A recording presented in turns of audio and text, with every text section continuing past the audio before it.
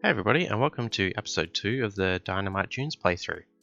Now in the first episode, we kind of started building out the front of the park with a little kind of entrance plaza, a couple flat rides, a steel mini coaster, and a kind of medium-sized wooden coaster towards the back end of the park. We hadn't really started working on any of the area around Dynamite Blaster yet, but we'll get to that soon.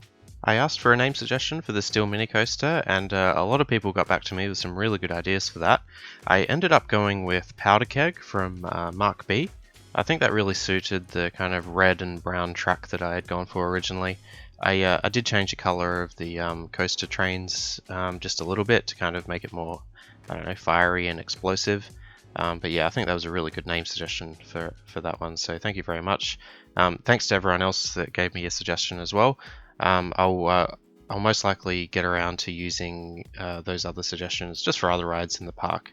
In fact, the Woody I had originally named like Timber Tornado, I think, but I ended up changing that to Gold Rush based on a suggestion from Arrestor95. So yeah, that was another great name, and I think worked pretty well given the sort of western or mine sort of theming that I'm going to be kind of implementing towards this back end of the park. So yeah, that was another great suggestion, so thank you very much for that as well. So after I had done a little bit of maintenance, I added in a scrambled eggs or twister kind of at the main junction, kind of at the end of the main midway there, and I think that was a good little spot for it. I called it Crossroads just because it's at the junction or intersection of a lot of the pathing network, so I thought that kind of made sense.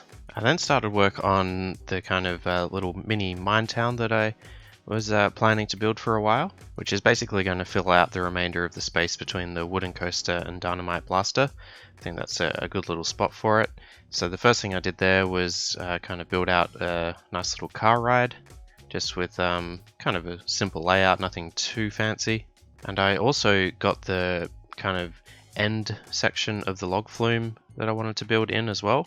It's not something that I do super often. I have noticed other RCT YouTubers doing this a bit, and that's when they don't start off with the station platform of a ride, and they get in like a significant feature of the ride that they want in first.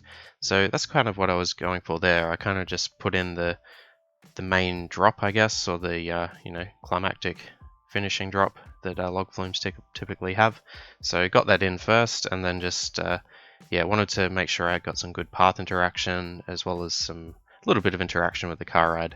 So that's kind of what my thinking was there. Turns out I kind of left myself a little bit of a challenge with the queue and exit path lines. Just kind of limited myself with the space there, but ended up figuring it out. I used a bit of an underground path section there just underneath the log flume, just hidden underneath the S-bend. So yeah, I think that worked out pretty well. Next thing I did was actually just complete the rest of the log flume and gave it just a combination of switchbacks, which is what I've been doing quite a lot for my log flume designs of late. I've just been really into doing that sort of ride. Yeah, basically try and use as many turnarounds and S-bends in particular as I can, because I think given that you have so few elements to use for building a log flume, I think utilizing the S-bend really helps with giving it a bit of extra flow and just making it look less square overall, which is definitely something I try and avoid there. So yeah, I think I'm pretty happy with it. The ride time ended up being almost 6 minutes, so guests definitely start complaining that they want to get off. But it's all good. I wasn't really going for efficiency for the log flume here. In fact, with RCT1, it's very hard to make an efficient log flume anyway, just because you're limited with the number of boats compared to RCT2 and RCT Classic. Despite all that though, yeah, I'm very happy with the way it turned out. So the next little section I worked on was adjacent to the pirate ship that I put in a little bit earlier. I ended up calling the pirate ship Dust Kicker, which was another name suggestion from Ivrat's Dagi. So hopefully I pronounced that correctly, but I thought that was a really good name for that, especially because it looks kind of like it kind of shares the action of a spade or a digger of some sort. So yeah, I thought Dust Kicker worked out pretty well for that one. I then made kind of a mini sort of pond, which was kind kind of started towards the turnaround, or at the turnaround of the log flume after the big drop, and then just kind of extended underneath the path and next to the pirate ship, which probably doesn't make a whole lot of sense in a desert setting here, but I don't know, I just wanted something a little bit different with the terrain there, so I thought that worked out pretty well, and I don't think it looks too ridiculous. I then added like quite a bit of decorations around the car ride in particular, as well as the kind of main drop of the log flume. Just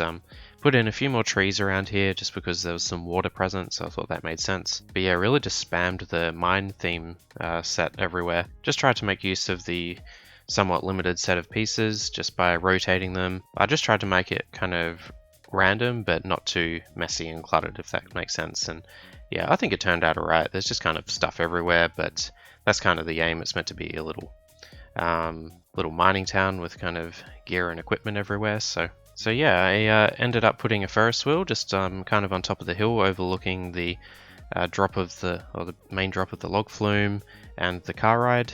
I figured the Ferris wheel would be pretty suitable, if not on top of the dune, at least kind of up one of the hills a little bit. So yeah, I think that was a good spot for it. Then actually spent quite a bit of time working on little patches of vegetation around the place. It was kind of tricky. I didn't want to make it look too dense because it is a desert, but I also didn't want it looking super plain. So yeah, I think a good way to do that was just doing little clusters of shrubs. It doesn't look too dominant, but I think it does the job and fills out some of the empty space pretty nicely.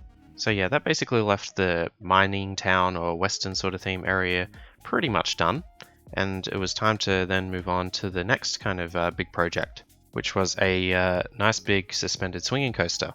Now the inspiration from this coaster actually came from the YouTuber Silverette. He doesn't play RollerCoaster Tycoon much anymore, if at all, but he does have these kind of older playthroughs from like 6 or 7 years ago, and he also has a video kind of showcasing all his completed RCT base game scenarios, and one of the versions of Dynamite Dunes he had, in fact both of them, he put this suspended swinging coaster up on the kind of big dune here.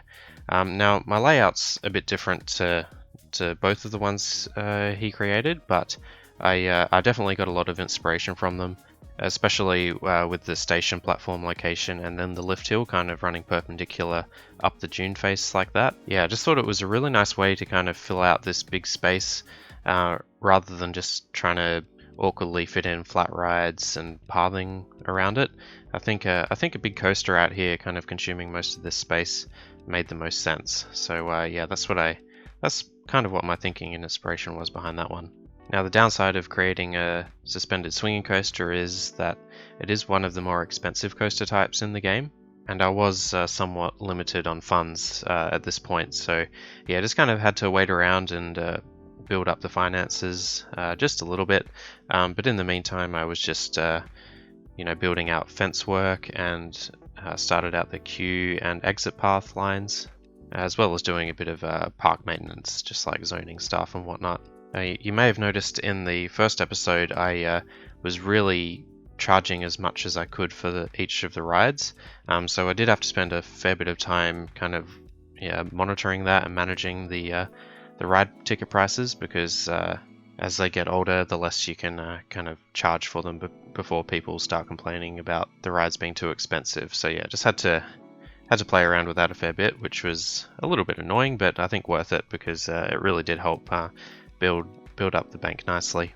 I also wasn't too concerned about guests running out of money quickly with the high ticket prices, because the guest count is only, I think it's 650 guests by the end of October year 3, so yeah, I wasn't too worried about that. But yeah, finally got the suspended swinging coaster done.